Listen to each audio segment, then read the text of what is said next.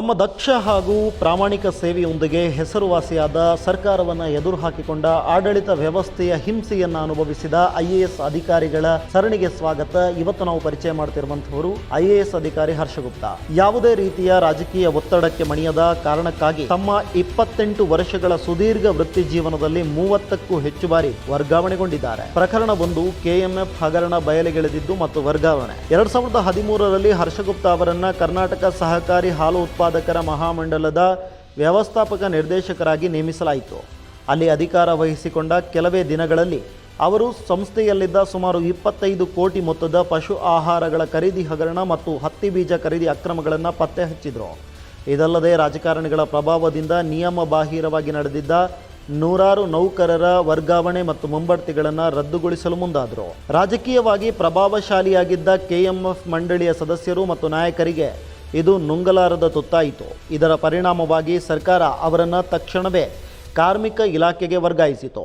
ವರ್ಗಾವಣೆಗೊಂಡ ನಂತರ ಅವರು ಸರ್ಕಾರದ ಮುಖ್ಯ ಕಾರ್ಯದರ್ಶಿಗೆ 6 ಪುಟಗಳ ರಹಸ್ಯ ಪತ್ರ ಬರೆದು KMF ಸಂಸ್ಥೆಯು ರಾಜಕೀಯ ಮತ್ತು ಸ್ವಜನ ಪಕ್ಷಪಾತದಿಂದ ಹೇಗೆ ಹಾಳಾಗ್ತಿದೆ ಎಂಬುದನ್ನು ವಿವರವಾಗಿ ಬಯಲಿಗೆಳೆದಿದ್ರು.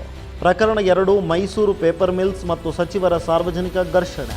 2015ರಲ್ಲಿ ಹರ್ಷಗುಪ್ತಾ ಅವರನ್ನು ಭದ್ರಾವತಿಯ ಪೇಪರ್ ಮಿಲ್ಸ್ನ ವ್ಯವಸ್ಥಾಪಕ ನಿರ್ದೇಶಕರಾಗಿ ಆಯ್ಕೆ ಮಾಡಲಾಯಿತು. ಸಂಸ್ಥೆಯ ಸುಧಾರಣೆಗಾಗಿ ಅವರು ಕಟ್ಟುನಿಟ್ಟಿನ ಕ್ರಮಗಳನ್ನು ಆಗ ಕೈಗೊಳ್ಳುತ್ತಿದ್ದರು. ಈ ಸಂದರ್ಭದಲ್ಲಿ ಅಂದಿನ ಪ್ರಾಥಮಿಕ ಮತ್ತು ಪ್ರೌಢಶಿಕ್ಷಣ ಸಚಿವರಾಗಿದ್ದ ಕಿಮ್ಮನೆ ರತ್ನಾಕರ ಅವರು ವಿಧಾನಸೌಧದ ಕಾರಿಡಾರಿನಲ್ಲಿ ಸಾರ್ವಜನಿಕವಾಗಿ ಹರ್ಷಗುಪ್ತಾ ಅವರ ವಿರುದ್ಧ ಅಸಮಾಧಾನಗೊಂಡು ಏಕವಚನದಲ್ಲಿ ನಿಂದಿಸಿದ ಘಟನೆ ನಡೆದಿತ್ತು.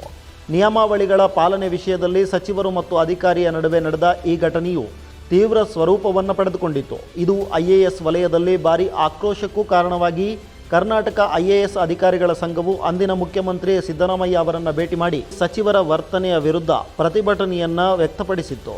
ಪ್ರಕರಣ 3 ಆರೋಗ್ಯ ಇಲಾಖೆಯಲ್ಲಿ ಸುಧಾರಣೆ. ಇತ್ತೀಚೆಗೆ ಆರೋಗ್ಯ ಮತ್ತು ಕುಟುಂಬ ಕಲ್ಯಾಣ ಇಲಾಖೆಯ ಪ್ರಧಾನ ಕಾರ್ಯದರ್ಶಿಯಾಗಿದ್ದಾಗ ಇವರು ವೈದ್ಯರ ವರ್ಗಾವಣೆ ದಂಧೆಗೆ ಬ್ರೇಕ್ ಹಾಕಲು ಕೌನ್ಸಿಲಿಂಗ್ ವ್ಯವಸ್ಥೆಯನ್ನು ಕಡ್ಡಾಯಗೊಳಿಸಿದರು. ಈ ಮುಂಚೆ ವೈದ್ಯರ ವರ್ಗಾವಣೆಗಾಗಿ ರಾಜಕಾರಣಿಗಳ ಶಿಫಾರಸು ಪತ್ರಗಳು ಮತ್ತು ಮಧ್ಯವರ್ತಿಗಳ ಹಾವಳಿ ಹೆಚ್ಚಾಗಿತ್ತು. ಹರ್ಷಗುಪ್ತಾ ಅವರು ತಂದ ಪಾರದರ್ಶಕ ನಿಯಮಗಳಿಂದಾಗಿ ರಾಜಕಾರಣಿಗಳಿಗೆ ತಮ್ಮ ಬೆಂಬಲಿಗ ವೈದ್ಯರನ್ನು ತಮಗೆ ಬೇಕಾದ ಜಾಗಕ್ಕೆ ವರ್ಗಾವಣೆ ಮಾಡಿಸಲು ಸಾಧ್ಯವಾಗಲಿಲ್ಲ. ಈ ಕಟ್ಟುನಿಟ್ಟಿನ ಕ್ರಮದ ಬೆನ್ನಲ್ಲೇ 2026ರ ಏಪ್ರಿಲ್ನಲ್ಲಿ ಅವರನ್ನ ಯಾವುದೇ ಹೊಸ ಹುದ್ದೆ ತೋರಿಸದೆ ಇಲಾಖೆಯಿಂದ ದಿಢೀರಾಗಿ ವರ್ಗಾವಣೆ ಮಾಡಲಾಯಿತು. ಇದು ಸಾರ್ವಜನಿಕವಾಗಿ ಮತ್ತು ಸಾಮಾಜಿಕ ಜಾಲತಾಣಗಳಲ್ಲಿ ಸರ್ಕಾರದ ವಿರುದ್ಧ ತೀವ್ರ ಆಕ್ರೋಶಕ್ಕೂ ಕಾರಣವಾಗಿತ್ತು. ಹರ್ಷಗುಪ್ತಾ ಅವರು ಯಾವುದೇ ಇಲಾಖೆಗೆ ಹೋದರೂ ಕೂಡ ಅಲ್ಲಿ ಭ್ರಷ್ಟಾಚಾರಕ್ಕೆ ಆಸ್ಪದ ಕೊಡುವುದಿಲ್ಲ. ರಾಜಕಾರಣಿಗಳ ಕಾನೂನು ಬಾಹಿರ ಒತ್ತಡಗಳಿಗೆ ತಲೆಬಾಗದ ಕಾರಣಕ್ಕಾಗಿಯೇ ಸದಾ ವ್ಯವಸ್ಥೆಯ ಕೆಂಗಣ್ಣಿಗೆ ಗುರಿಯಾಗುತ್ತಾ ಬಂದಿದ್ದಾರೆ. ಹಾಗಾಗಿಯೇ 30 ಬಾರಿ ವರ್ಗಾವಣೆಗೊಂಡಿರೋದು.